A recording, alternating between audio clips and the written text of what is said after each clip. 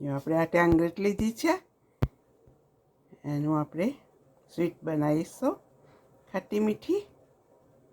હવે આપણે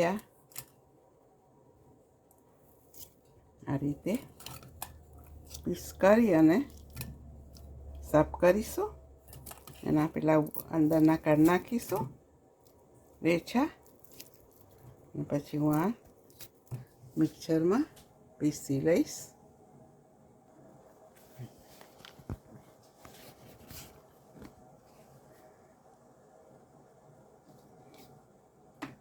મિક્સરમાં આપણે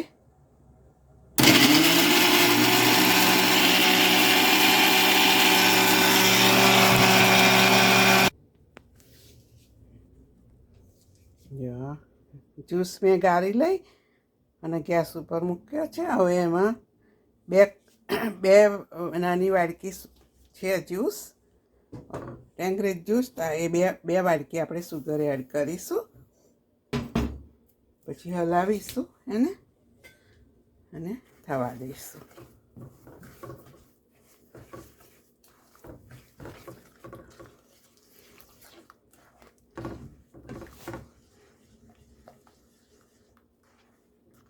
થોડું ગરમ થાય એટલે ઢોકીશું ને ઘડી આપણે હલાવીશું.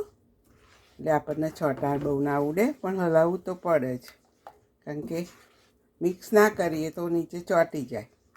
એટલા માટે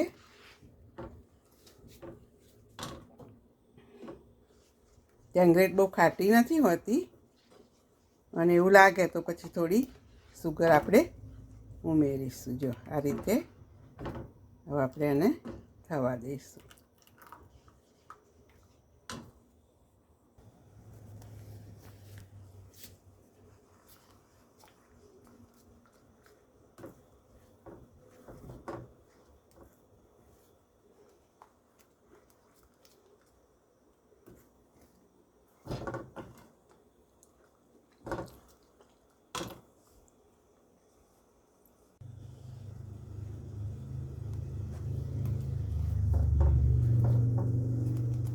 સોરી, હું સ્વીટ બોલી, પણ આ સ્વીટ નથી, જામ બનાવું છું.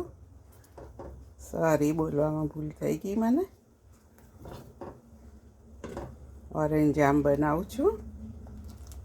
ક્રિસ્ટલ લેક બહુ ના થાય એટલે આપણે શું કરીશું, એક લીંબુનો રસ ઉમેરીશું.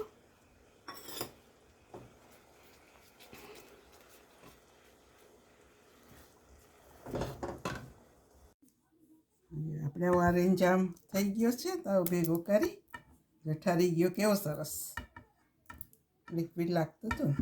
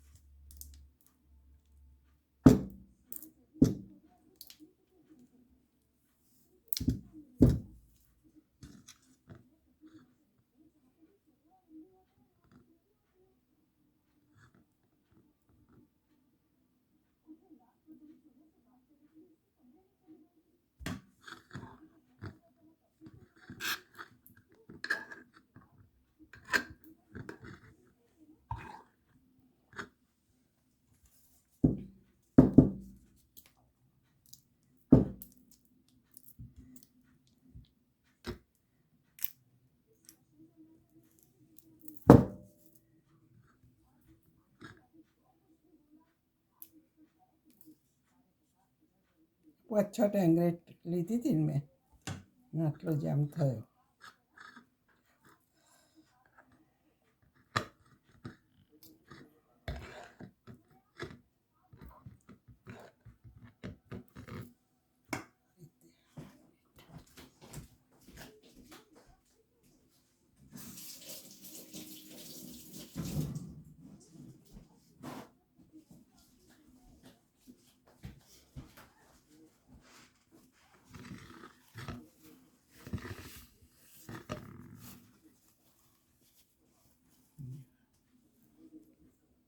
હવે એરટાઈટ એમાં ભરી અને મૂકી રાખવાનો. છોકરાને જ્યારે ખાવો હોય ત્યારે બ્રેડ પર લગાવીને ખાઈને એમનામ ખવાય. આ તો રોટલી ભાખરી પર એ સરસ લાગે ખાઈએ તો.